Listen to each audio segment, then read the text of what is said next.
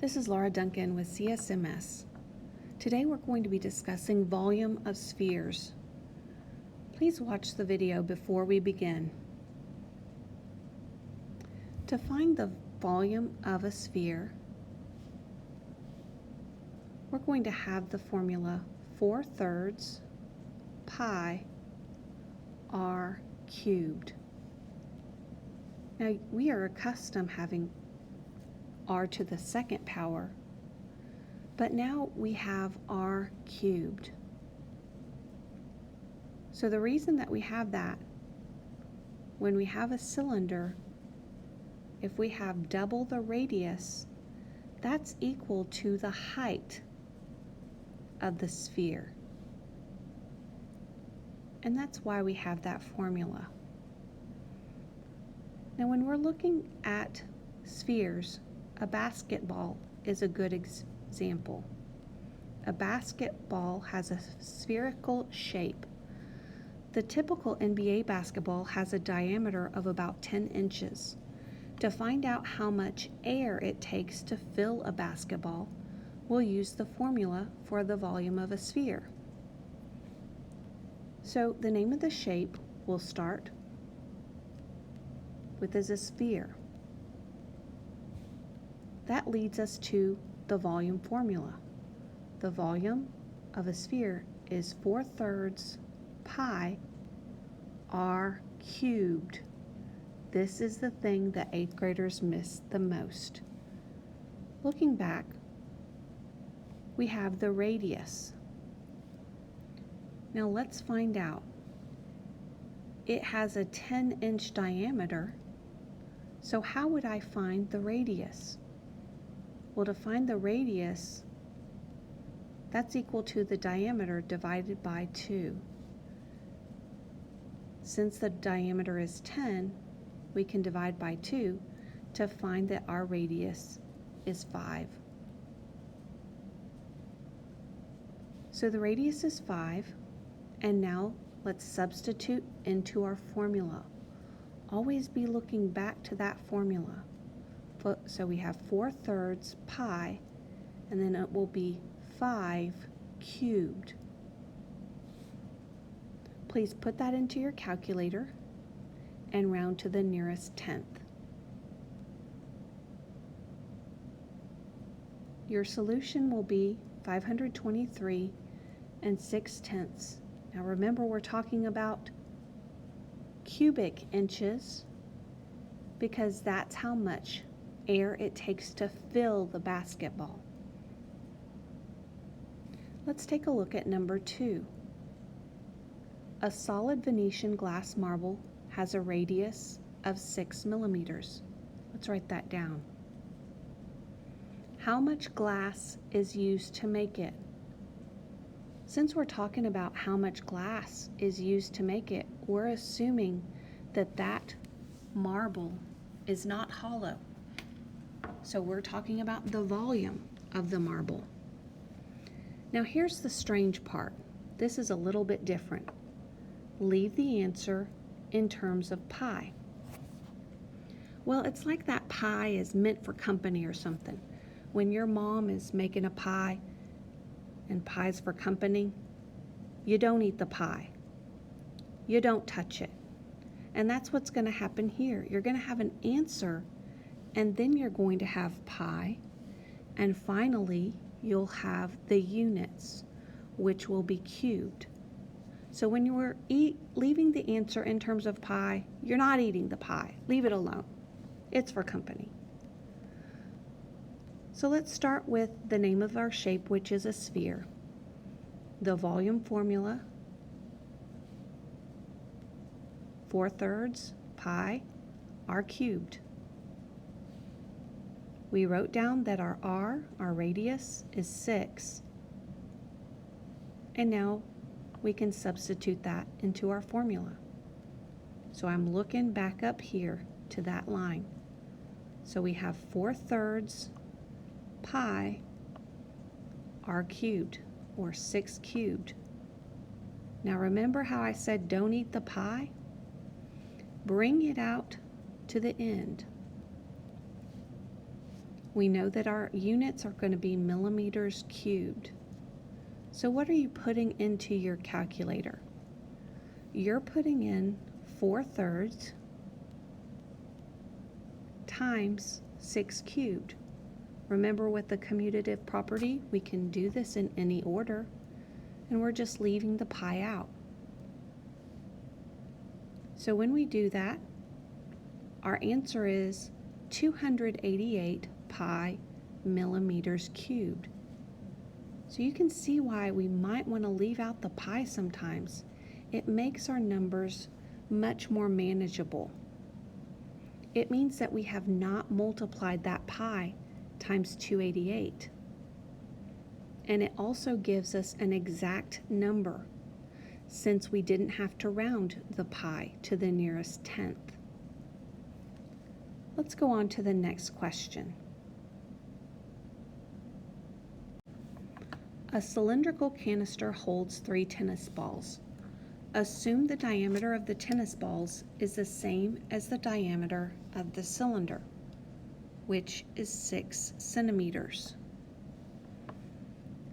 And the balls come right up to the top of the cylinder. About how much space is not taken up by the tennis balls? So you can see we have some answer choices, but there are several steps to solve this problem. First off, what are we looking for? If we're looking for the space not taken up by the tennis balls, what does that mean? We're not looking for the volume of the tennis balls. We're not looking for the volume of the cylinder. We're looking for this white space right here. This space is the space not taken up by the tennis balls. Now, to find that space, we'll have to know the volume of the cylinder. So let's start there. Step 1. The name of the shape is cylinder. The formula for a cylinder is V equals area of the base times height. Now that big B, she's so big, she's a whole formula. It is a circle, and the formula is pi r squared. Now let's go back to that question. It says the diameter of the cylinder is 6 centimeters. So since the diameter is equal to 6, the diameter is also equal to 2 times the radius. Since we know the diameter is 6, to find the radius, we will simply divide by 2, and the radius is equal to 3. So going back to this formula, we'll have pi times 3 squared. We'll put that into our calculator and round to the nearest tenth. And go back to our formula. We're looking back here. That's why we wrote it down, to look back at. So volume is equal to big B, which is 28.3, times the height. Well, wait a second. What is the height of that cylinder? Remember how we said that the diameter of the cylinder is 6? That's this way.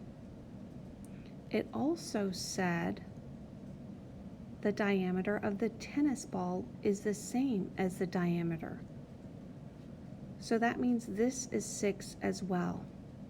But that's not really helpful. What is helpful is if we think of the diameter vertically. If this is 6, and this is 6, and this is 6, then the height of the cylinder is going to be 6 times 3, which is 18. Because all 3 of these have a diameter of 6, the height of the cylinder is 18. So now let's go back to our formula substitute our height. We'll round that to the nearest tenth, and we have 509 and 4/10. Now this is talking about volume, so it will be centimeters cubed. Now we found the shape. We found the volume of the cylinder.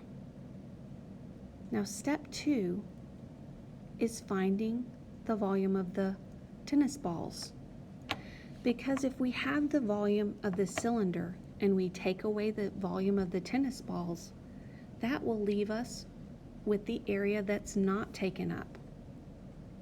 So let's begin with the shape of the tennis balls, which are spheres. Now we have the volume formula, 4/3 pi r cubed to the third power. Now what was the radius of that tennis ball? If the diameter is 6, the radius will also be 3. So we're looking back here at the volume formula. So we have 4/3 pi r cubed, so that would be 3 cubed. Put that into your calculator, please, and check to see if you have 113 and 1/10.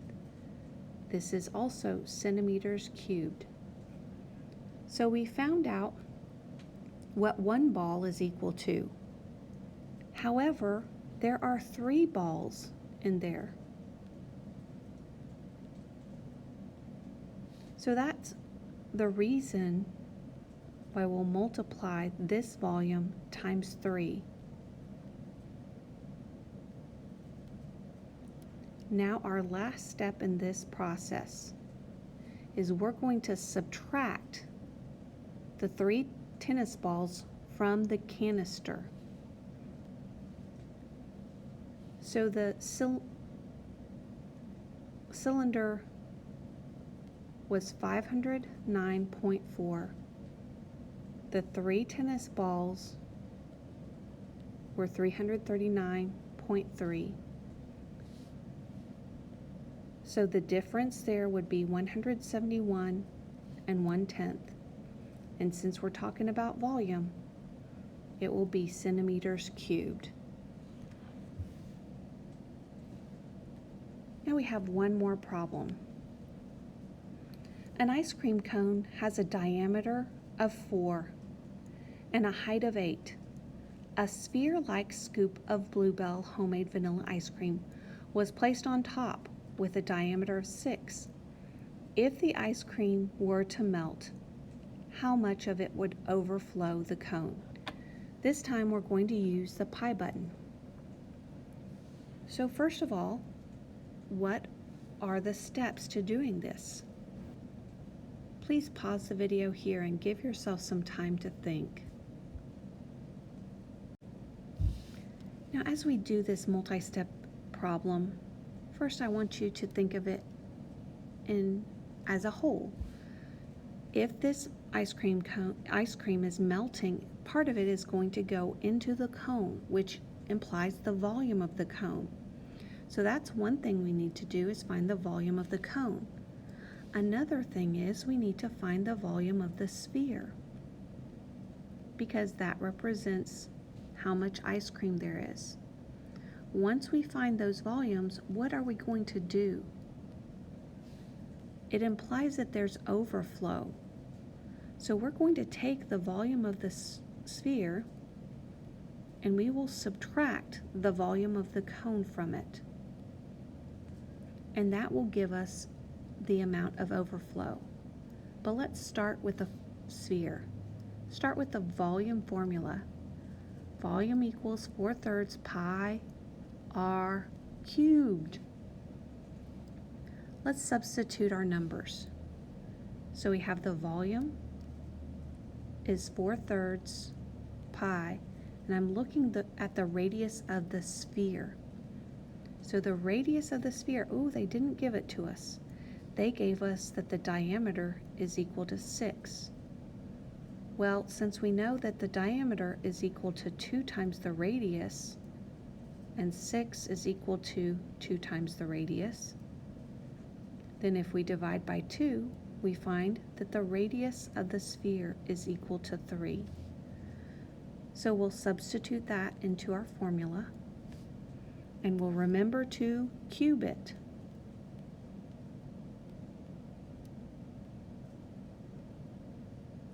Next, we'll look at the volume of the cone.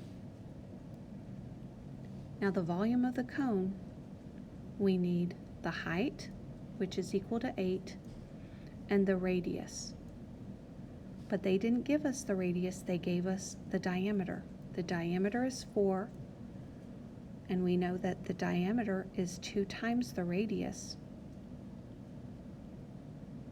So that means the radius would be equal to 2. So the radius is 2 and the height is 8. Now remember, for a cone, the cone is 1/3 big B times the height.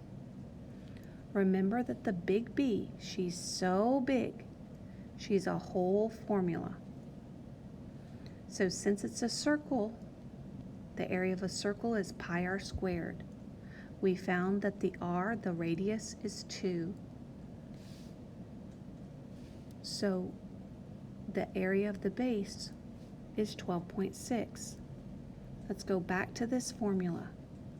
Volume equals 1/3 times the area of the base times the height. Going back to the cone, the height is 8. So the cone's volume is 33 6/10 centimeters cubed. But we're not done yet. Wait, there's more. Remember that we're trying to find the overflow. So we're going to subtract these two. So after subtracting them, we find the final answer is 79.5 centimeters cubed. That is the amount that would overflow and be on your shirt.